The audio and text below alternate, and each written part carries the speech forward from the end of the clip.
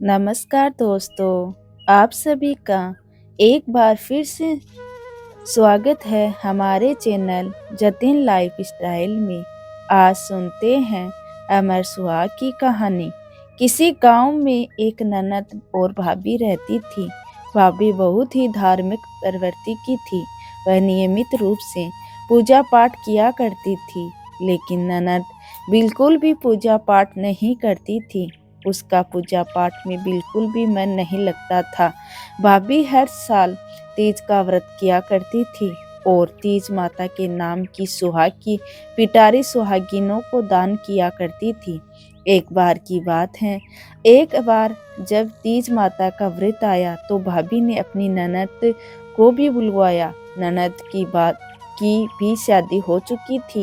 ननद रानी आ गई, लेकिन ना तो वह अपनी भाभी के साथ व्रत करती और ना ही तीज के व्रत की कथा सुनती। भाभी ने तीज का व्रत किया, तीज माता की कथा सुनी और तीज माता के नाम की सुहाग की पिटारी सुहागिनों को दान दी।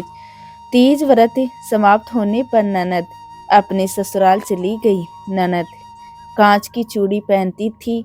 अब जब भी वह कांच की चूड़ी पहनती तो वह टूट जाती, माथे से बिंदी गिर जाती और मांग का सिंदूर भी मिट जाता। वह जो भी श्रृंगार करती वह अपने आप गिर जाता था।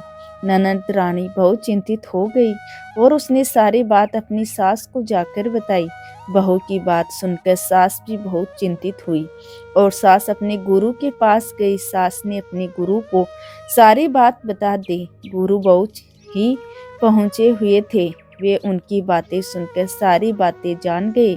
गुरु ने कहा, आपकी बहू को विधवा होने का योग बन रहा है, इसलिए उसके श्रृंगार की चीजें गिर रही हैं या टूट रही हैं।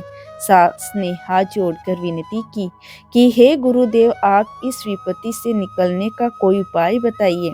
तब गुरुजी ने कहा कि अमर सुहाग का वरदान तो केवल माता पार्वती ही देती हैं।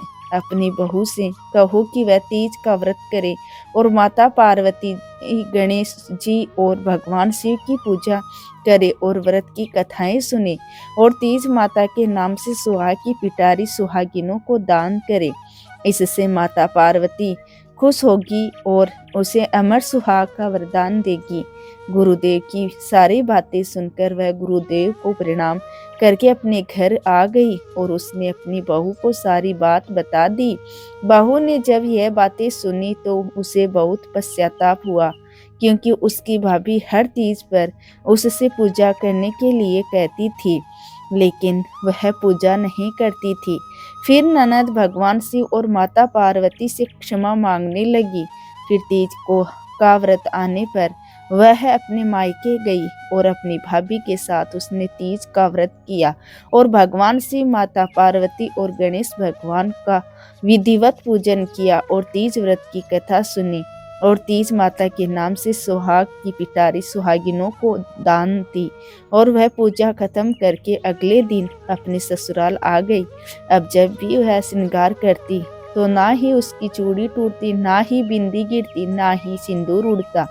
ननद रानी अपनी भाभी की तरह अब हमेशा तीज का व्रत करने लगी। व्रत के प्रभाव से उसके घर में अन्न, धन और संपत्ति की वृद्धि हो गई और उसका सुहाग भी सलामत रहा।